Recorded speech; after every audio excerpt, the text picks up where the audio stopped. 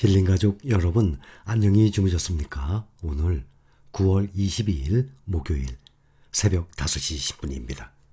10분 전에 미국 증시 마감했습니다. 장 후반 2시간 동안 완전히 롤러코스터를 탔어요. 오늘의 미국 증시는 장 후반, 그러니 새벽 3시 발표했으니까 3시부터 5시까지죠. 2시간 동안 변동성이 아주 심한 흐름을 보였습니다. 처음에 이 미국 증시는 상승세로 출발을 해서 금리 결정 결과 발표 직전까지 상승세를 나타냈다가 금리 결정 발표 직후 돌연 하락세로 아주 급락을 했습니다. 장중 낙폭을 계속 키우다가 파월 연준 의장 기자회견 도중에 다시 또 상승세로 전환이 됐습니다. 그래서 나스닥 1%대 또 필라델피아 반도체는 2%대 아주 크게 올랐거든요. 주요 지수가 이 오름폭을 키웠다가 줄였다를 완전히 이어갔습니다. 언젠가는 금리 인상 속도를 늦출 것이라는 파월 의장의 이 언급 후에 상승 반전을 했었습니다. 그러나 결국 장 막판에 다시 급추락하는 등 2시간 동안 아주 심한 변동 장세였습니다. 다우가 오늘 1.7%, 세 가지 지수가 다 1.7%대 하락했습니다. 31,183. 나스닥이 1.79% 하락, 11,220. S&P 500이 1.71% 하락해서 3,789, 3,789. 필라델피아 반도체는 0.97% 덜 하락했죠. 2,514입니다. 올해 최저점이 필라델피아 반도체가 2458이었습니다. 거기에 2.2% 차이가 납니다. 만약에 2.2% 정도 더 떨어진다 그러면 올해 최저점 아래로 내려가게 되죠. S&P 500은 3666 알고 계시죠? 6월 16일이 3666이었는데 그거에 비해서 지금 3.2% 올라있는 상태입니다.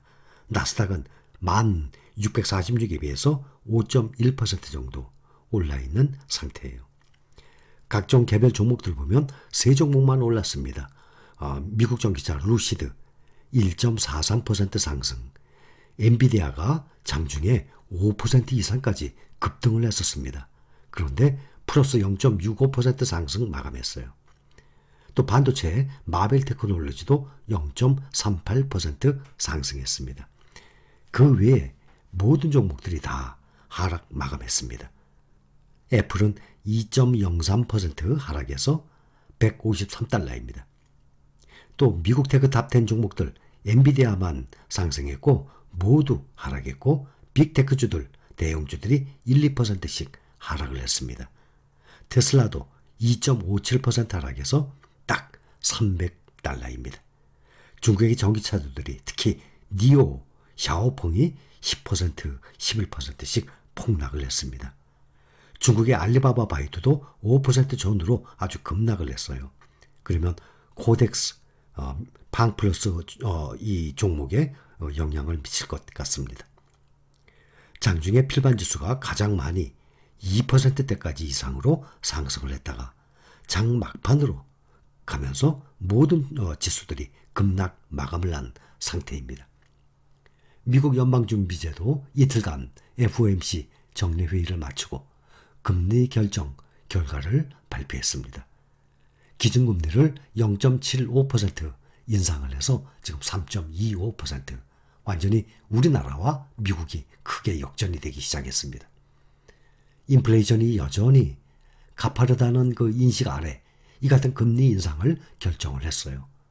연준은 이어 연말 기준금리 전망치를 6월 달에는 3.4% 정도 이상했는데 이거보다 크게 높은 4.4%로 대폭 상향을 한 상태입니다. 우리나라 시간으로 새벽 3시 금리 결정 발표 후 30분 뒤에 제롬 파월 의장 기자회견을 시작을 했습니다. 파월 의장은 미국 경제 성장은 2021년부터 작년부터 느려지기 시작했고 특히 주택 부문의 약화가 두드러졌다고 말을 했습니다. 파월은 그러나 미국의 고용시장은 여전히 왕성하다고 말을 하고 고용시장은 매우 타이트하다고 했습니다. 임금 성장도 가파르다고 말을 했고 인플레이션도 가파르다고 말을 했습니다. 파월은 향후 금리 정책은 철저히 데이터와 전망치를 근거로 결정할 것이라고 말했어요. 이날 파월의 발언은 잭슨 홀 발언과 거의 달라진 게 없었습니다. 더 많은 금리 인상이 필요하다고 생각하고 그리고 우리는 의도적으로도 더 매파적으로 움직이고 있다라고까지 말을 했습니다. 파월 의장은 기자회견에서 물가가 목표치인 2%를 향해 내려가고 있다고 확신하기 전까지는 금리 인하를 고려하지 않을 것이라며 매파적인 면모를 드러냈습니다. 이렇게 해서 미국의 기준금리가 2008년 1월 이후 15년 만에 가장 높은 수준이 됐습니다. 15년 만에 지난 3월부터 금리를 올리기 시작했어요. 불과 반년 만에 3%나 올렸습니다. 연준이 연방기금금리를 기준금리로 채택한 1990년 이후 그러면 몇 년이죠? 32년 만에 가장 빠른 속도의 긴축입니다. 요즘 나오는 이런 수치들 보면 다들 뭐 십몇 년, 막 몇십 년, 그렇죠? 몇십 년 만의 기록들이 다들 몇십 년 만에 처음, 몇십 년 만에 가장 높은 이 기록 수치가 나옵니다. 그러니 우리 생애에 처음이다시피 할 정도 아니겠습니까? 또 이와 함께 공개한 점도표라는 게 있어요. 금리 앞으로 향후 전망을 점으로 표시하는 거예요. 그 표시한 지표에서 보면 FOMC 위원들이 금리 인상 기조를 강화한 것을 엿볼 수가 있습니다. 9월에 FOMC 점도표를 살펴보면 FOMC 위원들은 올해 말 금리를 기존 3.4% 예상했다가 지금 1% 더 올려서 4.4%로 높였습니다. 10월 달은 FOMC 회의 없습니다. 11월, 12월에 또 올릴 것입니다. 11월 초, 12월 중순에. 내년 말 금리 수준 역시 3.8%에서 4.6%까지 올려서 보고 있습니다. 이 점도표를 보면 위원 19명 중에 6명은 내년 금리를 5%까지 예상을 하고 있어요. 5%가 넘는 최저금리가 얼마든지 앞으로 현실로 다가올 수 있다는 의미 아니겠습니까?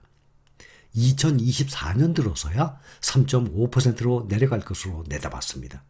2024년 말 3.9%, 2025년 말 2.9% 수준을 내다보고 있어요. 그러면 당연히 그때는 증시가 다시 상승을 하게 되죠.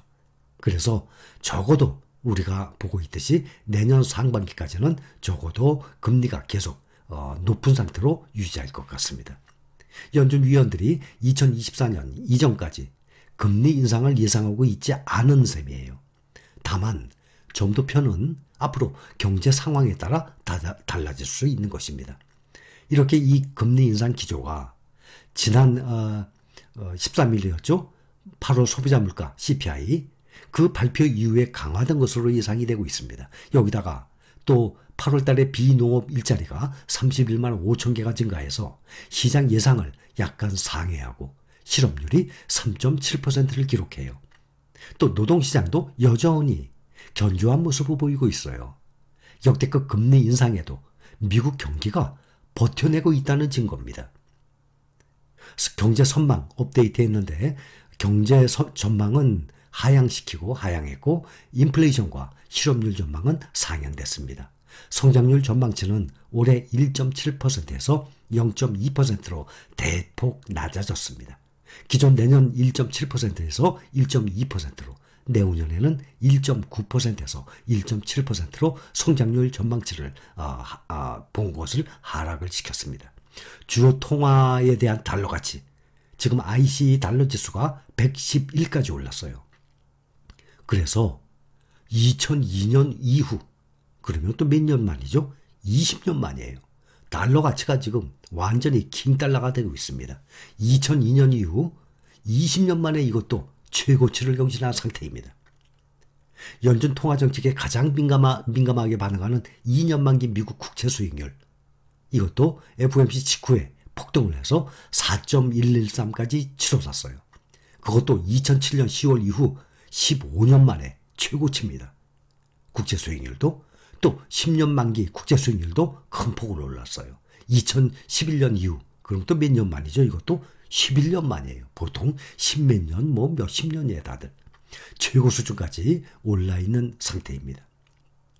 그러나 시간이 가면서 채권시장은 보합세로 방향을 조금 틀었습니다. 2년물 수익률이 4.022까지 오르고 10년물은 3.508까지 기록을 했습니다.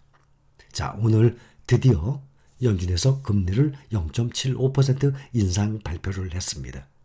우리는 이 약세장이 적어도 내년 상반기까지 이어질 것이다 라고 예상을 하고 있죠.